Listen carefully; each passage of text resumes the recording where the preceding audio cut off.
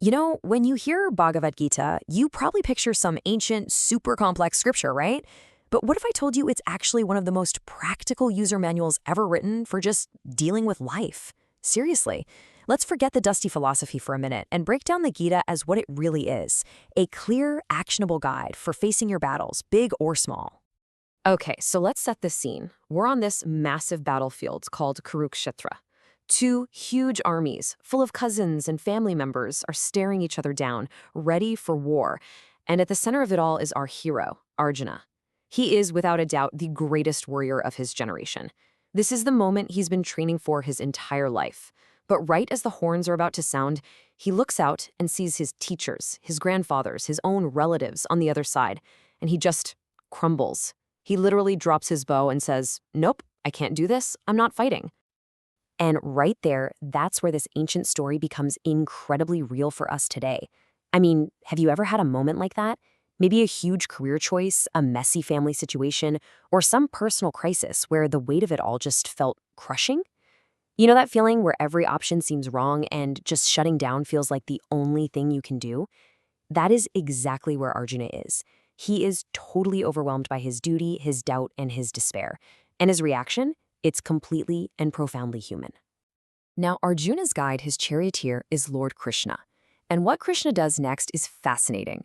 He doesn't give him some cheesy pep talk like, "Come on, buddy, you got this." No, he goes way deeper. He makes this radical diagnosis. He basically says, "Arjuna, your suffering isn't really about this war.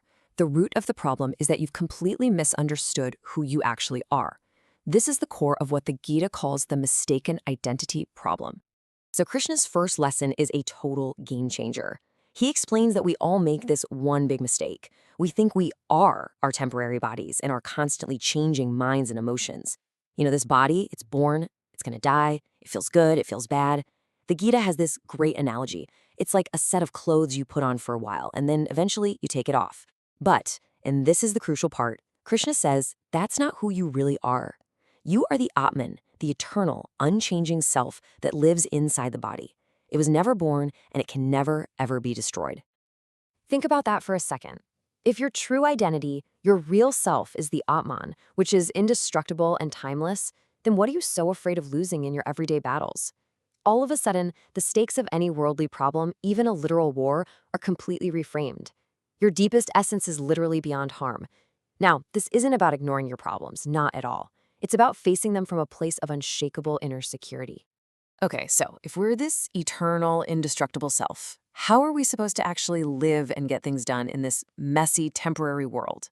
Well, Krishna's answer is this incredibly powerful practice called karma yoga. This is basically the how-to section of the Gita. It's the path of action without attachment, and it's how you apply that big idea to your day-to-day life. Now, this right here is probably one of the most famous and honestly, most challenging ideas in the whole Gita. Krishna tells Arjuna, look, you have a right to the work itself, to your action, but you have absolutely no right to the results of that action. Think about it. Almost all of our anxiety and stress comes from being attached to a specific outcome. Am I going to get that promotion? Are they going to like my presentation? Are we going to win? The Gita says you have to release that tight grip completely. But this isn't an excuse to be lazy or just not care about what happens. It's actually a 4-step blueprint for performing at your absolute best. So first, you get really clear on your duty. What is the task right in front of you? Second, you pour every ounce of your energy into the process, doing the work with total focus and excellence. Then here's the big mental shift. You relinquish the outcome. You do the work, and then you let it go. And that allows you to do the 4th step, remain balanced and calm, whether you get praise or blame, success or failure. That psychological freedom, that's the real win. And this all leads to the Gita's core definition of yoga, which might surprise you. It's not just about twisting yourself into postures on a mat.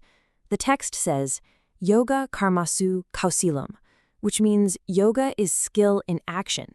It is the art of doing your work with so much focus and inner equilibrium that the action itself becomes a kind of meditation. It leads to being incredibly effective at what you do, while also finding this deep sense of mental peace. So what's the end game here? What happens when this skill in action becomes your natural way of living? What kind of person do you actually become? Well, the Gita gives us a very clear picture of this ideal state of being. It's someone who has this steady, unshakable wisdom. This person is called a sthita prajna. Just think of someone whose inner peace is absolutely rock solid. They aren't constantly tossed around by life's highs and lows. A big success doesn't inflate their ego, and a major setback doesn't crush their spirit. They just move through the world with this deep internal stability that comes from knowing who they truly are and practicing this art of action without attachment. So how on earth do you achieve that kind of mental mastery? It sounds great, right? Krishna gives us this really powerful and simple metaphor. He says the sthita prajna learns to control their senses just like a tortoise pulls its legs and head into its shell. Whenever they're faced with a major distraction or a temptation that could throw them off balance, they can just withdraw their attention inward, protecting their inner calm from all that external chaos. And when you practice this, it leads to some pretty incredible results. Imagine being unshaken by hardship, not constantly chasing the next high, and being truly free from the grip of attachment, fear, and anger. This isn't about becoming some kind of emotionless robot. It's the opposite. It's about reaching a state where your emotions no longer control you. You're in the driver's seat. That is the definition of true inner freedom. All right, now for what I think is the most important part. How do we take these ancient ideas and actually use them in our crazy 21st century lives? The reason these principles have lasted so long is because the human problems they solve, stress, fear, confusion, are totally universal. Let's get super practical. Feeling buried in stress at work? Try reframing it. Focus on the process of doing your absolute best work, and then mentally offer up the results, letting go of the outcome. Totally paralyzed by a fear of failure? Remember what Krishna said, your right is to the effort, not the fruit. That frees you up to act boldly. And for that feeling of being completely frozen, just like Arjuna was, the Gita's advice is to find your svadharma, your unique purpose, your right path, and just take the next step with clarity and courage. So, we end up right back where we started, but hopefully with a whole new perspective. Arjuna's battlefield was a literal war, yeah, but we all face our own battlefields, don't we? In our jobs, in our relationships, and most of all, inside our own minds. The Gita doesn't promise us a way to escape our battles. What it does is offer this incredible toolkit to face them with wisdom, with courage, and with a kind of inner peace that can't be conquered. So the real question it leaves for all of us is this: what is the battlefield you face today, and how will you choose to fight?